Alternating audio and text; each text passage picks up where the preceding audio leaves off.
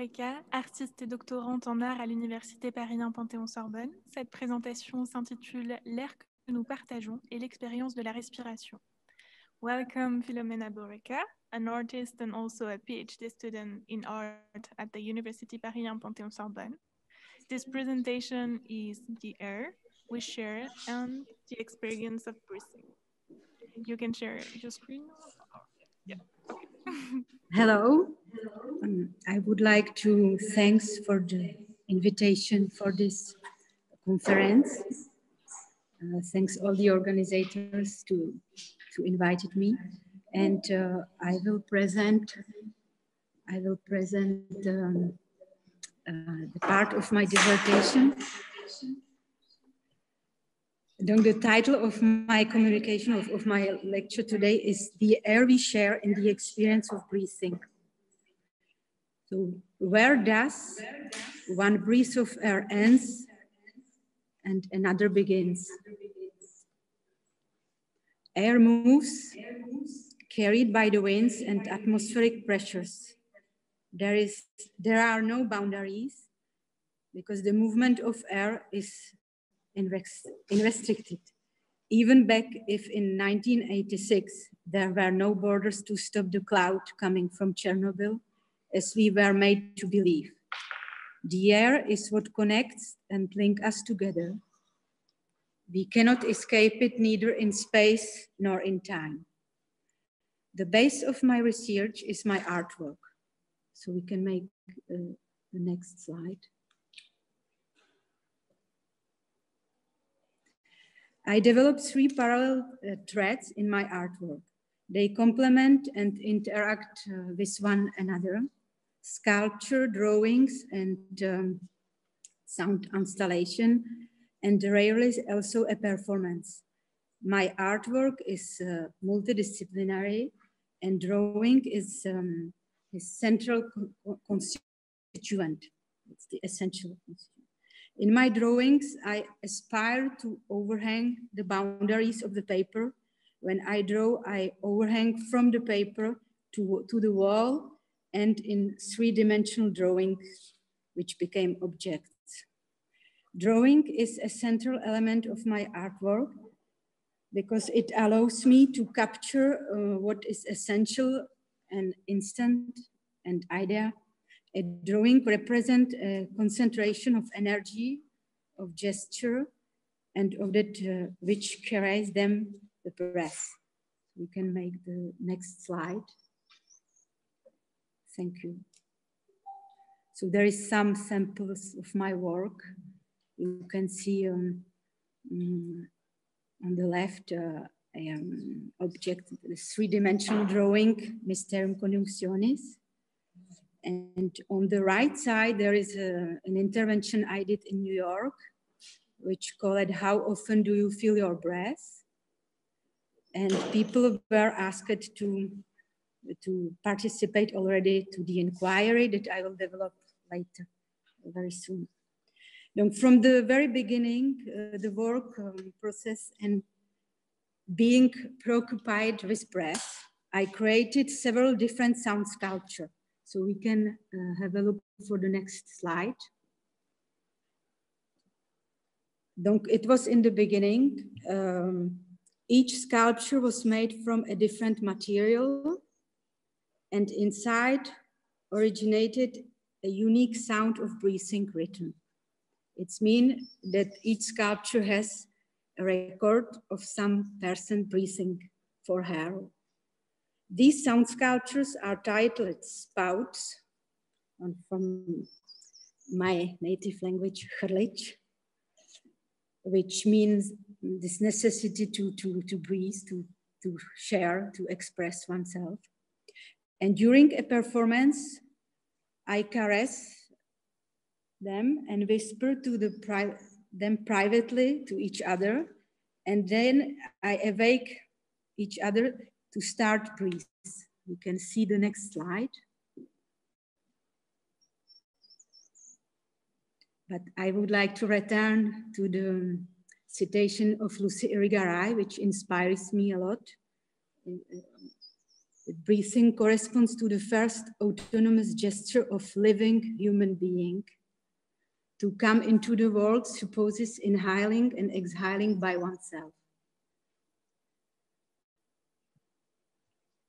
So here we can see an installation of this breathing sculpture. This work of, it's kind of like a chorale because each of them is breathing by his own rhythms. And I wish it to realize one big collective shared breath, and then the new project, the project that I will speak the most today, the project of sharing breath, the sculpture, and Inquire, Phrenos, the Bank of Breath come out. We collaborate together with sociologists, Stéphane Hugon. Maybe we can see the next slide, please. Thank you. So it was a collaboration because I wanted to realize this questionnaire, the survey, and I invited and collaborated with anthropologist and sociologist Frédéric Lebas and Stéphane Hugon to find out the questions that can be the most pertinent to the questionnaire about breathing, about this daily patterns of breathing. Then I also collaborate with sophrologist Monique Puiset. And by this experience with sophrologists, I could experience breath directly. And then for the realization of the sculpture, because you see now in the slide, the sculpture, donc it's made by collaboration also with Bruno Dubois. And the material we used to receive the spectators inside, it's spinnaker fabric. Maybe you know it's the spinnaker fabric used often for parachute and sailboats. So it's very soft material, and the sculpture is quite ecological because we can always take it off as a camping tent. So here you can see an exhibition from Wedding Hall at Town Hall of 11th District in Paris. So it was quite interesting to exhibit it in the Wedding Hall, this white sculpture. And the participants, now we will come to the experience. So Phrenos examines our experience of breathing, our daily breathing patterns, which are associated sensation of breathing. And after crossing the threshold, because as you can see, there is a small space that participants of viewer or spectators, before coming inside, he has to cross the threshold. And I'd invited people by a small note before they enter inside, please, before you enter, take a breath, breathe in and breathe out 2 or 3 times before penetrating the sculpture. So after crossing the threshold of Phrenos, the participants are immersed inside and they come to be one-to-one with the subtle and tender sounds of breathing. What we hear? We hear pre-recorded breaths of other people. A young man after a physical effort, a sleeping child with a deep and calm breathing, an old man out of breath, a certain woman, and many other recorded rhythms which follows each other on the soundtrack. Donc Phrenos is letting us realize our own breath and our interdependency with the environment. Through the sound of sculpture, we experience the moment when breath of one person merges with the breath of others. So maybe you can show the other slide. This is the place on the left. You can see the place where I realized it. We realized it because it was in collaboration in the residency of Valenciennes during a festival of contemporary sculpture.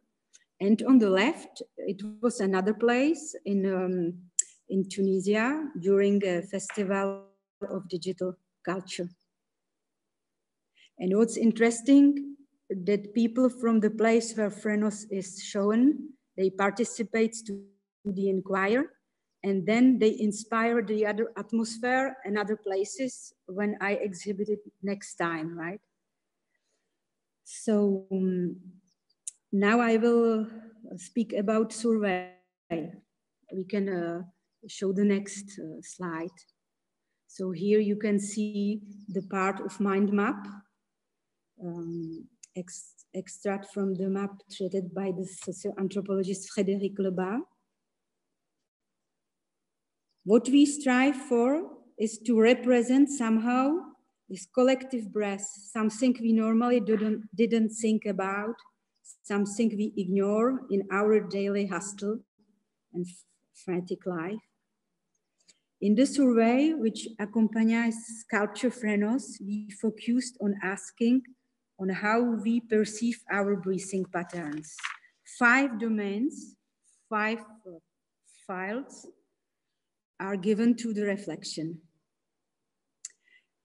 So the first domain addressed to the awareness of the breath in daily life, like how many times a day are you aware of your breathing, what time of the day, and what are the circumstances of this awareness. The second sphere of query, or second field of questions, the imaginary and the forms that can take the invisible breath. The fourth domain focuses on moods and atmospheres linked to particular scents, perfume, and ambience. And the last, 5th set of questions interrogates us about the present moment and about the phenomenon of inhabiting your body here and now, the present moment. So this was the survey and this empirical observation of breathing, what it englobes. So people from different backgrounds, generation and social circles, and from different countries have participated to this inquiry. They responded in a sincere, personal, and sometimes even intimate way. The collected answers are at the same time singular, authentic, but sometimes also banal. If some answers are trivial, it's because the questions make us to think about the rhythm of our ordinary lives. They send us back to everyday actions during which the self-regulating vital function of breathing is often forgotten and taken for granted. And this is precisely the meaning of the questioning, to arouse attention to what may at first appear ordinary, the invisible air, the forgotten vital food. Increase the awareness of people about quality of air that we breathe is the goal somehow also. And also to relax inside of the sculpture and to be aware of the present moment. So air, the good that we share in common, which unite us in the gratuity of its exchange, and that, as I say already, we take for granted. Why we do not pay attention to it? Why we do not pay attention to the quality of air that we inspire? In 1996, the Paris Chamber of Commerce and Industry adopted a report entitled Air Pollution for Realistic Regulation. This report outlined how to participate in the important effort and debate on air pollution. The air law has been recognized and worded as follows. Human rights in environmental matters. The first paragraph of Article 1 thus established the principle that everyone has the right to breathe air which doesn't harm their health. So everyone has the right to breathe the air which doesn't not harm their health. And the Evan Law, which proceeded in 1991, sought to protect every citizen from unintentional exposure to the secondhand smoke and establish the rights of patients to the quality of the health system. As I already mentioned, air knows no boundaries and moves without restriction. And during our interview, pulmonologist Jean-Philippe Santoni from La Fondation du Souffle, which is in Paris, the Fondation of Breath, he expressed himself in this direction. I quote, so now Jean-Philippe Santoni. There is a big difficulty that we must remember. Often we suffer from pollution that we do not produce. Pollution is dependent on its sources, and one point that makes the fight against pollution difficult is that it moves according to prevailing winds, atmospheric pressures, and weather conditions. Some population experience pollution that is not produced on site, but which can also be added to the pollution produced on site. So this is the citation of Jean-Philippe Santoni. Allowing all humans to breathe in healthy conditions. Maybe we can go to the next slide, please, because I a little bit forget to follow the slides. So you can see the presentation of Frenos. This is the verbatim of the survey, very representative or singular, which were projected in Tunisia. And then we can go forward with the slides. This is the survey from the mind maps. Thank you very much to Agra. Okay, so allowing all humans to breathe in healthy conditions would require providing everyone an environment free from carbon dioxide, right? The pollution, and offer a healthier quality of life to everyone. And this would make possible what is called the bonheur intérieur brut in French. And so I was looking for the equivalency in English, and I found gross inner happiness or gross national happiness. We read, as I already mentioned, in this project of air law from 1996, that everyone has the right to breathe air that doesn't not harm their breath, their health, their breath too. But how to implement this? Because it arises the question of limiting private interests in the name of common good by bringing into play the current management of democracy, of different exercise of individual freedoms, to provide people a breathable and healthy air is not to be guaranteed in the future. So I have been listening to people's breath for almost 15 years. And it was on the literary and metaphorical way. And the breathing rhythms of some of them has been recorded.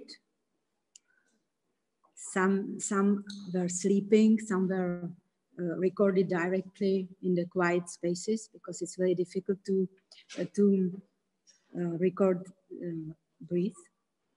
It's very silent. And as I already mentioned, the aim of this survey was to collect qualitative data from different people, children, also adolescent, adult, seniors, in order to become aware of feelings linked with breathing and try to understand how people experience their breath from day to day and during different action of the day.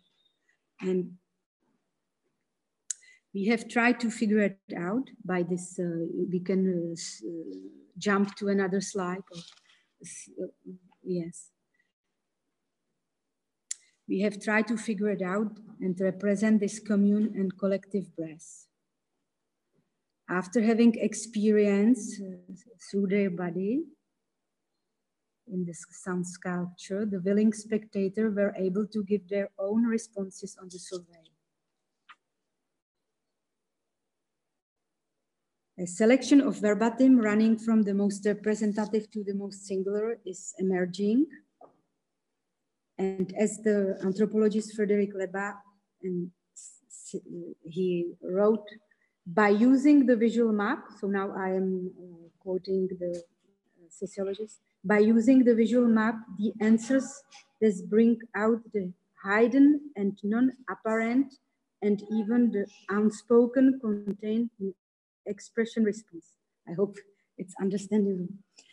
The people who freely participate in the survey were led to wonder about the rhythm of their life and even sometimes to the emotion that reveals subjectivity and the conscious and unconscious level. Subjectivity at the conscious and unconscious level. So now, what our inquiry reveals, in the answers that we received, we can observe that 90% of the people are breathing unconsciously by a superficial thoracic breathing. They became aware of the breath only when they feel pain or during an effort, during run or during walking on the steps. The minority of people who are breathing consciously and efficiently are those who have undergone some sport training like swimmers, runners, but also singers and actors. People who have a meditation practice, which is now very popular. So the people who have a meditation practice and a sophrology practice, Tai Chi, Qigong, yoga, they have assimilated to control their daily breathing patterns. And when it comes to the awareness of the breath of others, yes, we can go forward. Or now we can look at the number 8, the page 8, because there is this question about the breath of other person. When do you feel the breath of somebody else than you? Is there any situation that you can hear? Feel the breath of other? The only reference we have to the breath of other is in relation to the loved or loving one. And obviously, in the second case, we find friends and close people. But we can observe also in the survey the perception of the breath of other people is also in the situation which are not comfortable, like in public transport or in the crowd. But there it is not a choice, but it's rather negative. To feel so near the breath of other means to feel embarrassment and embarrassment. We find interesting that the shared intimacy of the breath is something that people prefer to decide and not to subir, not to suffer. Right? Either it is decided from a positive point of view, one wants to listen to the breath of other, of the loved one, of person, or it is somehow undergone. Voila. So I will now ask you to show the other slides.